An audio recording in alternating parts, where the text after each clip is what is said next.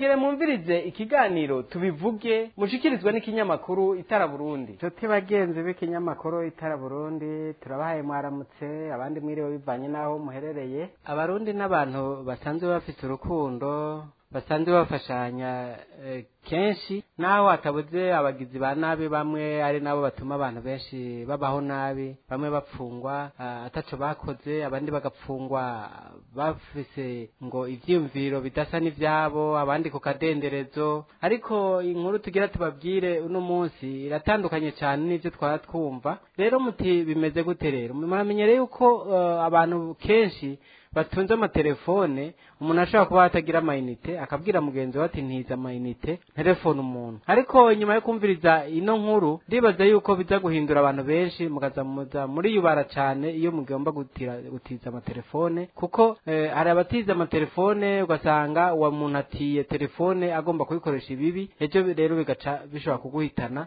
canke ukazira ukwikwekwe ukajana navyo. Iterambere uko ribandanya riboneka mu gihugu niko n'ubugizi bwa nabi bubandanya bwibonekeza. Mu myaka iheze umuntu yaba akeneye uwiwe kugira ngo bavugane, akamwandikira ikete ryamushikira canke ritamushikira, abantu bikabagora cane kugira ngo bashobore kuvugana. Hari n'igihe umuntu yandika ikete ajyandikiye umuntu, uwo arirungikanye agaca bihindura akandika ibitari byo, abantu akabacanishamwo ku buryo mbere hari n'ingo zishobora kuba zarasambutse muri icyo gihe amatelefone atari bwazi. Amatelefone rero araje mu ntango z'ibihumbi 2000, abantu batangura kuyizera, batangura kuvugana ku matelefone cyane cyane ayangendanwa. Ayandi yo yariho kuva za 70-80, yoyo yaba afise abantu b'abakozi ba leta cyangwa bakorera mu mashirahamwe akomeye. Ariko izi zije za telefone ngendanwa zije mu 2000 n'inyuma yaho, aho abantu benshi batanga kuzitunga, mbere zatanguye zizimvye gushika mu 2024. Rero umunyagihugu wese usanga afite telefone, atayifite naho akagenda ku umubanyi akamutiza akavugana n'uwiwe. Rero ntibisaba ngo umuntu ashobore kuba azi gusoma kugira akoreshe telefone zigezweho, ashobora no gutunga telefone atazi gusoma, agasomerwa n'abandi amazina yaba yaranditswemo canke nimero. Rero muri no minsi rero uko iterambere nyene ribandanya rigwira, nk'uko nababwiye, n'ubugizi bwa nabi bushobora kugwira, abantu bakikika mu kiza bakoreye ku kutamenya kw'abantu. Kubera rero dusanzwe tuzi yuko abarundi tumeze neza, tuciranako, dufashanya mu magume no mu mahigwe, hari aho umuntu umwizera ariko mu nyuma bikava biguhindukirira ja mu gasho canke bamwe no kwicwa bakicwa kubera ukugira neza kwabo. Tugomba tubabwire umukenyezi wo mu ntara ya Gitega amaze amezi 8 mu gasho kubera yatije telefone umuntu. Gutiza telefone ngira ngo mwumve ikirundi ndiko ndababwira.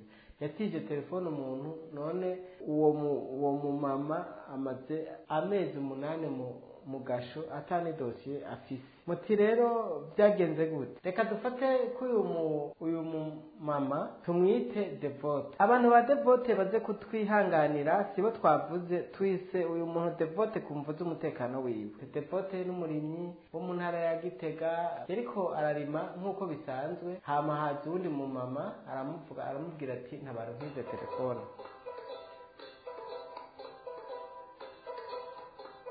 Hanyuma rero aramutiza telefone, aratelefona bisanzwe, atelefona umuntu. Rero ntiyitayeho kubaza ati uwo muntu telefona cyangwa ngo yumvirize ibyo bavuganye. Kera muribuka amatelefone akiza nyine ugiye gutira umuntu, barumva agakurikirana kumva umuntu ibyo muvugana. Benshi rero bagiye bagura amatelefone birinda yuko ibyabo biza birumvwa n'abandi. Rero kubona utije umuntu ukamureka agaca kwivugira hirya ni ibintu bisanzwe cyane, ku buryo udashobora kumenya ibyo bavuganye kuko nta majwi uba wamufashe. Ukuntu rero byagenze rero birabandanya, aca arataha. Uwo muntu aciye kuvugisha uwo yari akeneye, arataha. Hama haheze iminsi aragaruka ati mbega ya telefone na telefona ko wa munsi urashayifise? Urumva azananye n'uwundi muntu araraba mu telefone ayiraba acirayibona. Igitangaje rero nuko kubera ko atararavye aho yari yarayiravye bwa mbere.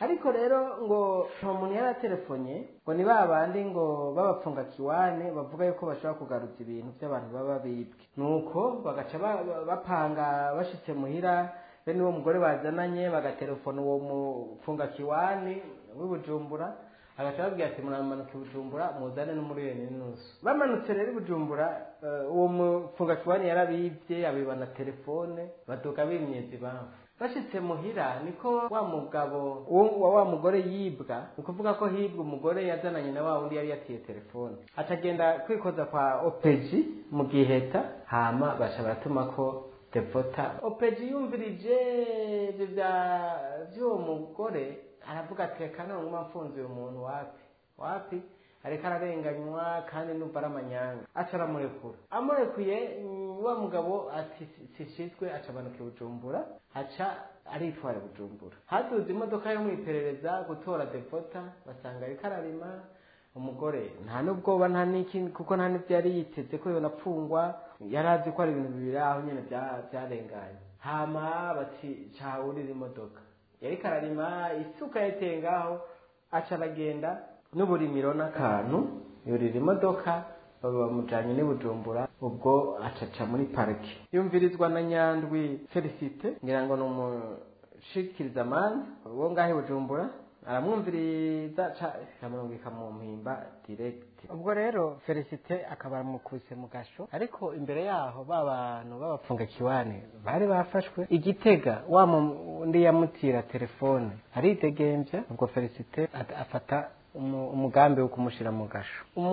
Devota ahagera ko bamukomva ku bwa mbere, aritaba ntiyaburana. Ubwa kabiri bati imodoka yabuze igitoro. Ubwa gatatu ntiyaburana. Ubwa kane, ubwa gatanu rero arengutse tariki 14 z'uko kwezi. Ndabibutse ko Devota ari izina ritirano atariko yitwa. Hama Devota bati dosiye yawe ntayihari, bati nta dosiye ufise. Gute? Abacamanza bakarabana, none abuze dosiye gute kandi itariki yabonetse? Bati bifise Nyandwi, wewe ni iby'ukuri wa Nyandwi Felicite ni wo kuri sentare ya Ntahangwa, ni mu magistrat, ubwo akabinyegeza yanka kubitanga muri sentare. Ariko usubiye inyuma Devota yari yapfunzwe afise, hageze kuvyara baragiye bari hejuru yiwe baravyara, ubwo bamusubizayo n'umwana.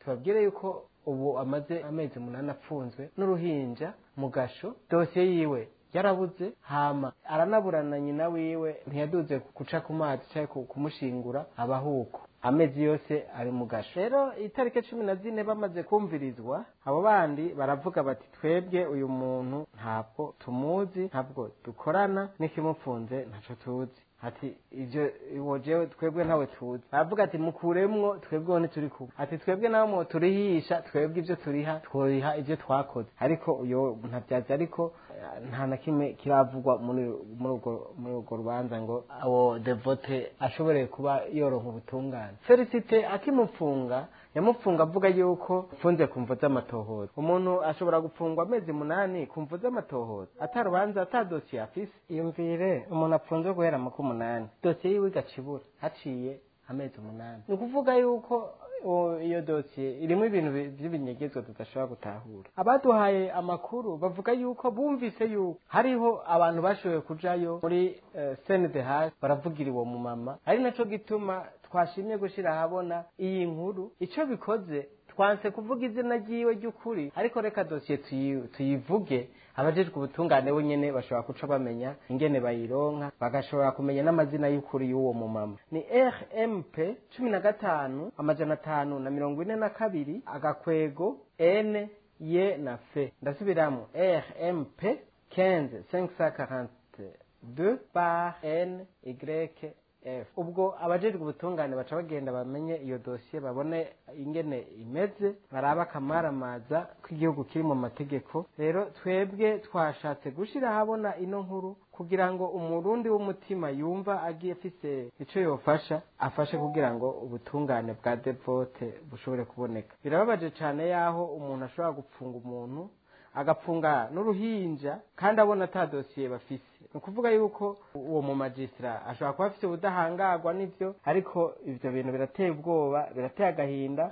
ku muvyeyi yavyaye. Hari ibintu bishobora kuba bisize ubwenge mu buzima bw'abantu. Wiyumviriye ingene Devota yapfunzwe kuva itariki 22 z'ukwezi k'umunani 2023 ugashika ku itariki 14 z'ukwezi kwa gatanu 2024 bakavuga yuko dosiye atayifise. Ni ukuvuga rero nk'uko amakuru yagumye adushikira bivuga, nababwiye ko yitavye ubwa mbere bakavuga yuko ngo yabuze ubumuburanisha, bakaburana irya kabiri ati habuze imodoka, irya gatatu habuze igitoro, habuze imodoka, habuze igitoro, gushika ku nshuro ya gatanu ariho yashobora kwitaba mu butungane. Hama igihe yitaba hariho yageze kwitaba buze ico gihe yabura umuburanisha, Felicite yari afise dosiye, bamubajije ati none ubu muntu aburana nande, atacari vumbura acarasohoka. Ubu naho rero babuze dosiye kandi uwamufashe yari wetegereza kuyitanga, uwo ariko arababuranye, ni ukuvuga ni umushikiriza manza wo ku Ntahangwa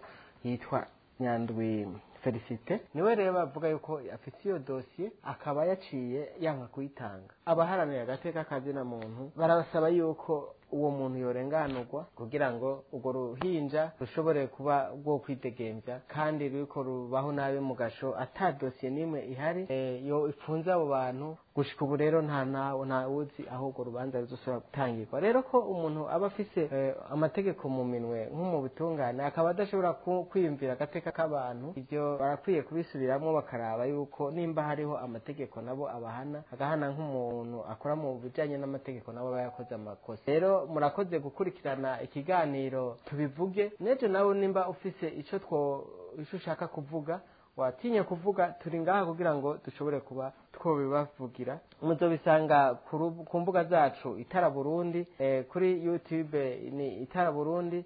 Mwandike muri commentaire muvuge ingene mwumviye ino nkuru no kuzindi mbuga aho muzoza muravyumva. Tukaba tubashimiye naho ubutaha. Muhejeje kumviriza ikiganiro tubivuge, mushikirizwa n'ikinyamakuru Itara Burundi. Tubivuge mugisanga ku mbuga ngurukana bumenyi na cane cane ku rubuga rwa YouTube, mwanditse ijambo Itara Burundi. Itara Burundi riri ngaha ku bwanyu, naho ubutaha.